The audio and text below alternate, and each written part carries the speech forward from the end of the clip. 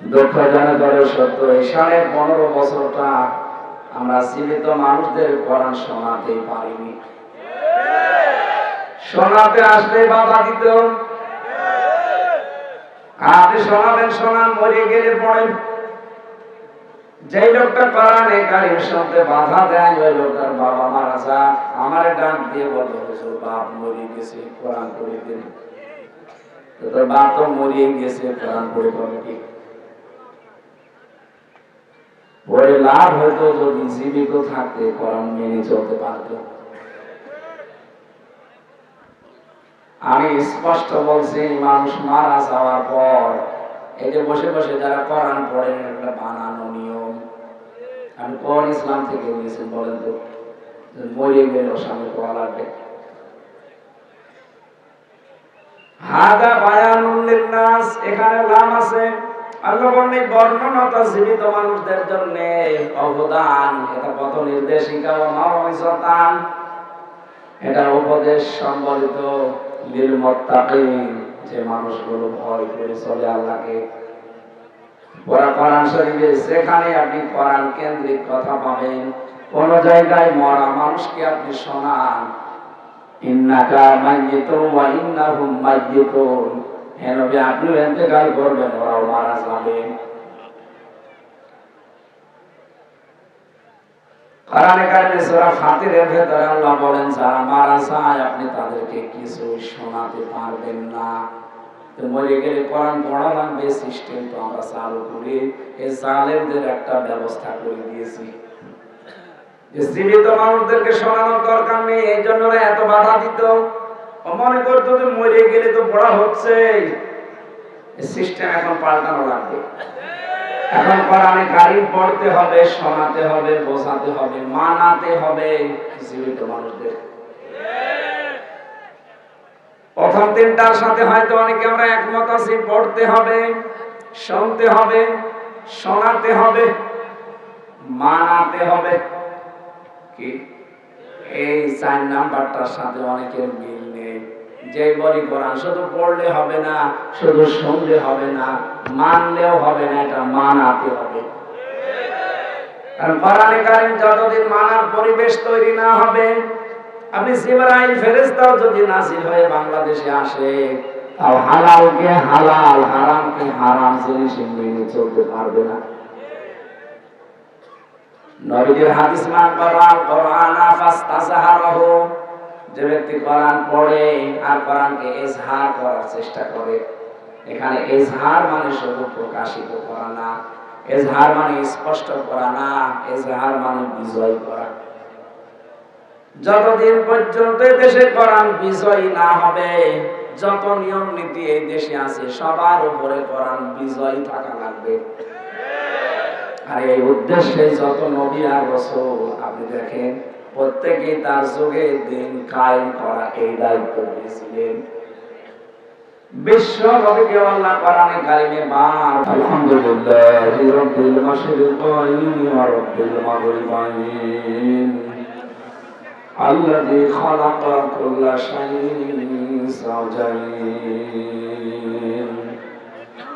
ওয়া আওজাবা আলাইনা আল-ইহসানা বিল ওয়ালিদাইন ওয়া নাশহাদু আল্লা ইলাহা ইল্লাল্লাহু ওয়াহদাহু লা শারীকা লাহু ওয়া আশহাদু আন্না মুহাম্মাদান আবদুহু ওয়া রাসূলুহু সাইয়্যিদুল কাওনাইন সাল্লাল্লাহু আলাইহি ওয়া আলা আলিহি ওয়া আসহাবিহি ওয়া আতবাইহি আজমাইন লাইলা ওয়া নাহারান ফিত তারফাইন ফাকাদ ক্বালা আল্লাহু তাআলা ফি কালামিহিল মাজিদ ওয়া বুরহানিহিত তাওহীদ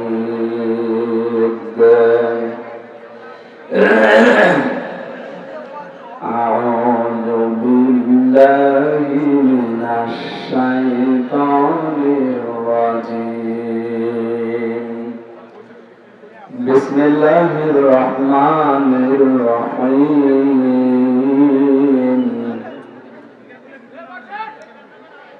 إن الله يأمر بالعدل والإحسان وإيتاء ذي القربى وينهى عن الفحشاء والمنكر والبغي يعظكم لعلكم تذكرون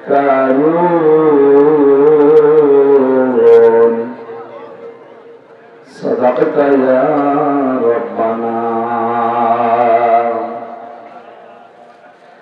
عن أبي هريرة رضي الله تعالى عنه قال قال النبي صلى الله عليه وسلم عليكم بالجهاد في سبيل الله فإنه باب من أبواب الجنة إلى آخر الحديث رواه ابن ماجه وما زادهم إلا إيمانا وتسليما. اللهم صل على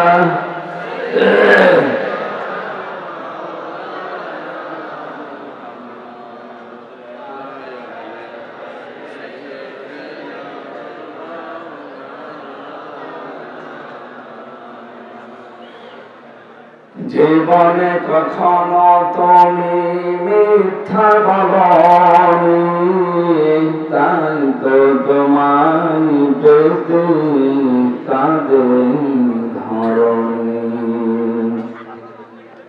আলহামদুলিল্লাহ। নোয়াখালী জেলার বেগমগঞ্জ থানার অন্তর্গত ভবভদ্রী আলাইয়াপুর সমাজ কল্যাণ ফাউন্ডেশনের উদ্যোগে 2 দিন ব্যাপী ঐতিহাসিক তাফসীরুল কোরআন মাহফিলের সমাপনী রজনীর স্বনামধন্য সভাপতি জনাব মাওলানা নাজমুল হক খান দামাত বারকাতুহুল আলিয়া, এতক্ষণ যারা আলোচনা রাখলেন মাওলানা ইসমাইল হোসাইন, উপাধ্যক্ষ লক্ষ্মীপুর দারুল উলুম কামিল মাদ্রাসা এসেছিলেন, হায়াতে তাজ্জুবা সিহাতে তলিয়া কামনা করছি হাজার হাজার আলেম উস্তাদ, এতক্ষণ যারা আলোচনা রাখলেন তার ভেতরে মাওলানা হোসাইন মাহফুজ সোয়াডাঙ্গা, মাওলানা মইনুল হক, আগামীকাল হবে নাকি আবার গতকাল যারা এখানে কথা বলেছিলেন মুহাদ্দিস রফিকুল্লাহ আফসারী, খুব মজার মানুষ না, মুরব্বী হয়ে গেছে তারপর মজা কাটে না। যারা মাওলানা নজরুল ইসলাম আশরাফি, অন্যান্য ওলামা ইকরাম, মঞ্চে বসা সম্মানিত ব্যক্তিবর্গ, সামনে বসা মুসলমান ভাইরা, পর্দার আড়ালে সম্মানিত মা এবং বোনেরা, প্রশাসনের ভাইরা, প্রাণ প্রিয় নোয়াখালীবাসী, বাংলাদেশের 64 জেলার ভেতরে জেলার একটা নাম আছে, এখানে আলেমদের বাস বেশি। কোন এলাকায় আলেম যদি ইন্তেকাল করে পুরা জাতি ওই এলাকা থেকে ধ্বসে যায়। সুতরাং এই এলাকার আলেম ওলামা যারা আছেন তাদের সম্মান মর্যাদা কামনা করছি। ওয়ারফা'না লাকা যিকরাক, আল্লাহ যেন তাদের মর্যাদা আরো বাড়িয়ে দেন। এই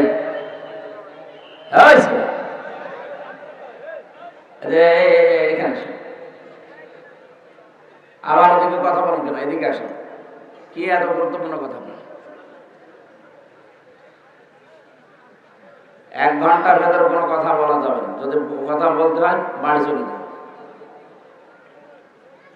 কোরআনে কারীম শোনার কিছু আদব আছে না? বলারও আদব আছে। আমি সেইটা সামনে নিয়ে বলতে চাই, আপনাদের ওইটা সামনে নিয়ে শোনা লাগবে। বিশাল আয়োজন করতে গিয়ে এদের 1টা বছর, আমার মনে হয় সে 20 সাল থেকে এর পেছনে লেগে আছে, যখন জেলে গেছি ওই সময় থেকে। যদিও আমার জন্য কষ্ট হয়ে যাচ্ছে, কোথায় সে কুষ্টিয়া, কোথায় নোয়াখালী, আসতে 1 দিন লাগে। তারপরে অসুস্থ শরীর নিয়ে আজকে প্রায় 3টা হয়ে গেল। কুষ্টিয়ায় সকালে একটা করেছি 8টা থেকে 9টা পর্যন্ত, এসার পরে একটা ছিল কোন জায়গায় যেন কুমিল্লা, আর এই যে এখানে। আমার বাসা লাগবে না, আপনারা সাহায্য করেন, সহযোগিতা করেন, আমি যেন কথা বলতে পারি ঘন্টাখানি ক্লাস আকারে ইনশাআল্লাহ। কথা তো সব শুনিয়ে ফেলেছেন। মৌলানা ইসমাইল সাহেব যখন এখানে কথা বলেছে তখন আবার কি কথা শুনবে। তারপর কোরআনের কথা কিয়ামত পর্যন্ত যারাই বলুক শেষ করতে পারবে না। আল্লাহ রাব্বুল আলামিন যার যতটুকু যোগ্যতা আমাদের দিয়েছেন আমরা যেন কোরআনের পেছনে ব্যয় করি। দল মত নির্বিশেষে এই অনুষ্ঠানে যারা এই রাতের বেলা ধৈর্য এবং সহ্য নিয়ে বসে আছেন বলেন আলহামদুলিল্লাহ। কোরআনে কারিম শোনার আদব দুইটা, 1 নম্বরে চুপ থাকতে হবে, 2 নম্বরে শুনতে হবে। শুধু শোনা না, ফাস্তানেও দিয়েছেন আল্লাহ, মনোযোগ সহকারে শোনা লাগবে। কারণ এটা ইবাদত আরম্ভ হয়ে গেছে। এটা কি চলছে? ইবাদত চলছে। 2 নম্বরে আমরা যারা বলতে আসি আমাদের আল্লাহ কিছু দায়িত্ব দিয়েছে। আল্লাহ রাব্বুল আলামিন বলেন ওয়ানসালনা ইলাইকা যিকরা লিতুবাজ্জিনা লিন-নাস মা নুজিলা ইলাইহিম ওয়া লাআল্লাহুম ইয়াতাফাক্কারুন। হে নবী, কোরআন আমি আপনার কাছে এই জন্য দেইনি যে আপনি শুধু সোনাকে মাথার উপরে রেখে দেবেন, না। লিতুবাজ্জিনা লিন-নাস, এটা মানুষের কাছে স্পষ্ট আকারে বর্ণনা দেবেন। কোন মানুষ? লাম শব্দ ব্যবহার করা হয় জীবিত মানুষদের জন্য। লাম শব্দের প্রায় 13টা অর্থ আছে। অন্যতম অর্থ হচ্ছে জীবিত মানুষদের ক্ষেত্রে লাম ব্যবহার করা হয়। এখানে আল্লাহ লিন-নাস দিয়ে জিন্দা মানুষদের সামনে কোরআনের ব্যাখ্যা করার আদেশ দিলেন।